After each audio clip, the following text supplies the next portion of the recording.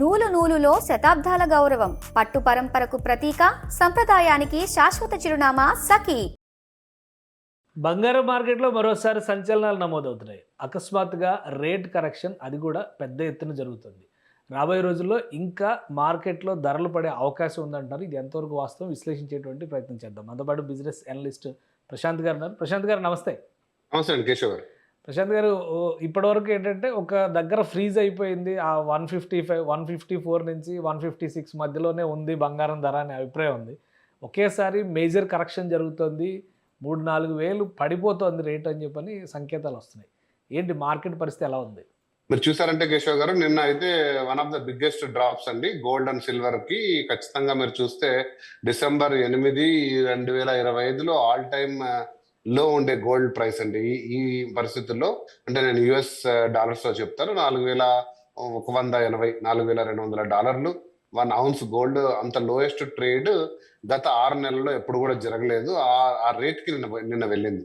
So బంగారు ధర almost అంటే ఇండియన్ కరెన్సీలో చెప్పాలంటే 24 క్యారెట్ గోల్డ్ 1,50,000, 1,49,000 వరకు కూడా 3,000 to 4,000 కరెక్షన్ జరిగింది. 2,000 to 3,000 to 4,000 near about correction జరిగింది. అది one of the biggest drops. But ఇది దాదాపు అంచనా వేసిందే అండి కేశవ్ గారు. ఏంటంటే February 28 మొదలైన ఈ యుద్ధం ఏదైతే అమెరికా ఇరాన్ యుద్ధము రకరకాలుగా ప్రపంచ దేశాలపైన ఆర్థిక అవసరాలపై, ఆర్థిక విధానాలపై, రేట్లపై అన్నిటి మీద కూడా పెద్ద ప్రభావం చూపించింది. మనం అది కాదనలేని విషయం, ముఖ్యంగా ఎనర్జీ క్రైసిస్ తో.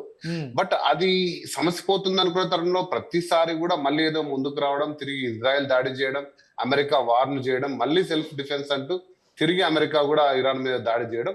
అసలు ఈ యుద్ధానికి మనకు ముగింపు ఉంటుందా? ఈ గ్లోబల్ ఎనర్జీ క్రైసిస్ కూడా ముగింపు ఉంటుందా? ఎందుకంటే చాలా సార్లు మనం డిస్కస్ చేసుకున్నాం, ఎప్పుడైతే ఎనర్జీ క్రైసిస్ ఉంటుందో అండి, గ్లోబల్ ఎనర్జీ క్రైసిస్, ప్రతి దేశం కూడా ఇన్ఫ్లేషన్ ఎదుర్కొంటుంది. అదే ప్రధాన రీజన్. యాక్చువల్గా ఈ రోజు బుధవారం అమెరికాలో మే సంబంధించిన CPI ఇన్ఫ్లేషన్ అంటారండి, కన్స్యూమర్ ప్రైస్ ఇండెక్స్ ఇన్ఫ్లేషన్ ఈ రోజు బయట పెట్టబోతున్నారు. అది 4.2%. అంటే గత 4 సంవత్సరాల్లో అమెరికా చూడని ఆ మాంద్యాన్ని, అదే ఇన్ఫ్లేషన్ ని ఈ రోజు ప్రవేశపెట్టబోతున్నారు. కాబట్టి ధరలు పెరిగబోతున్నాయి. ధరలు పెరుగుతున్నప్పుడు ఖచ్చితంగా సెంట్రల్ బ్యాంకులు కూడా వడ్డీ రేట్లను పెంచుతూ, ఇప్పుడు మనం చూసాము, మన RBI వడ్డీ రేట్లను సవరించలేదు, తగ్గించకుండా అలానే పెట్టింది. ఎందుకంటే ఇన్ఫ్లేషన్ అధికం కాబోతుంది అనే సంకేతం. కానీ US లో ఏంటుందంటే ప్రొడిక్షన్ ఇంకా వడ్డీ రేట్లు పెంచబోతుంది.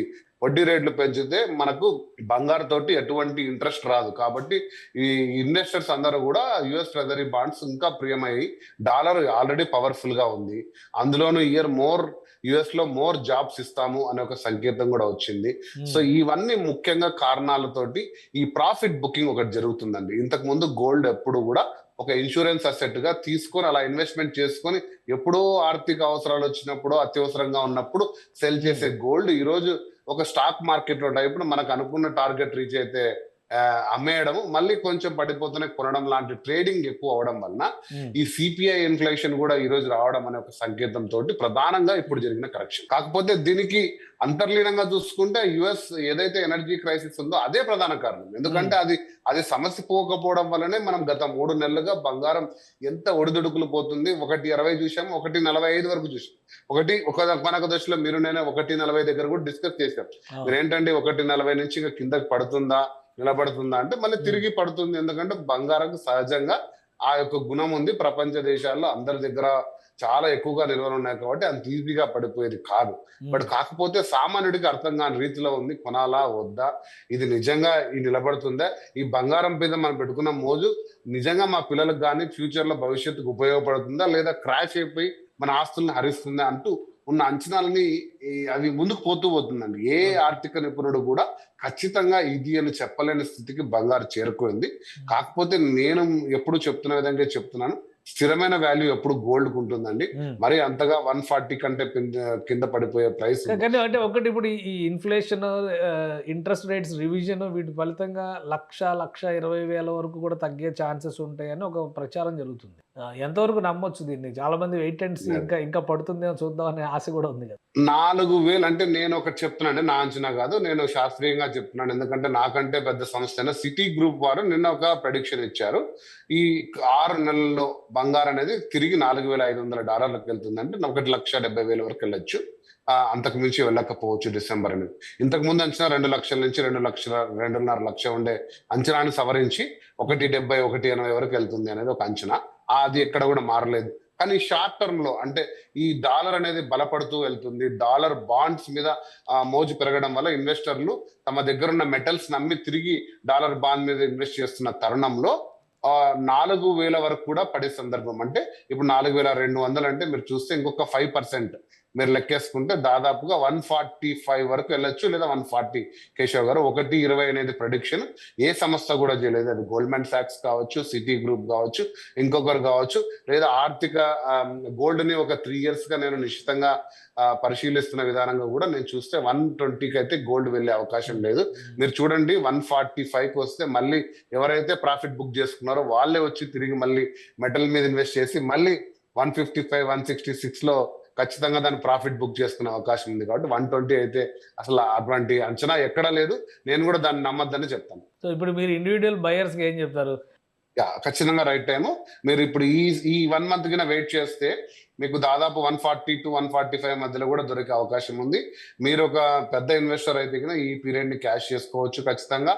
మీరు ఒక స్మాల్ టైమ్ ఇన్వెస్టర్ లేదా ఒక మోడరేట్ లేదా మీడియం అపెటైట్ ఉన్న ఇన్వెస్టర్ అయితే గోల్డ్ స్కీమ్స్ లో తరచూ కొనుక్కుంటూ వెళ్ళండి.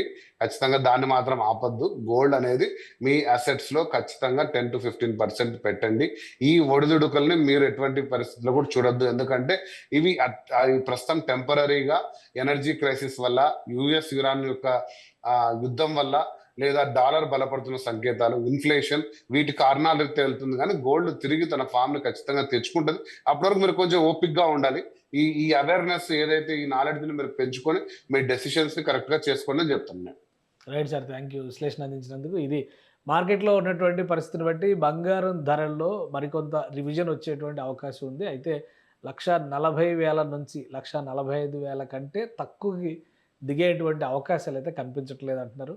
రాబోయేటువంటి రోజుల్లో inflation effect, interest rates revision జరిగితే కనుక బంగారం పైన ఒక స్థిరత్వం వచ్చే అవకాశం ఉంటుంది. అలానే నవంబర్ డిసెంబర్ నాటికి బంగారం ధరలు యథావిధిగా 1,70,000 వరకు చేరే ఛాన్సెస్ ఉన్నాయని విశ్లేషిస్తున్నారు ప్రశాంత్ గారు. ఇది స్పెషల్ డిస్కషన్. Keep watching.